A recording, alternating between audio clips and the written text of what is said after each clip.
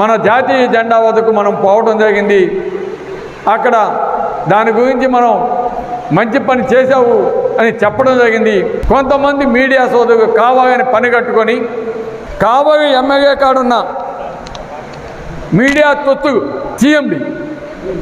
CMD channel Madhu అనే అతనే నా కాడికి వచ్చాడు. జెండా పెట్టిన కావ్య కృష్ణారెడ్డి గారిని అడగండి దాని గురించి, నన్ను ఎందుకు అడుగుతావు అని చెప్పాను అంతే. ఎందుకంటే మీడియా సోదరులు అంతా కూడా ఉన్నారు.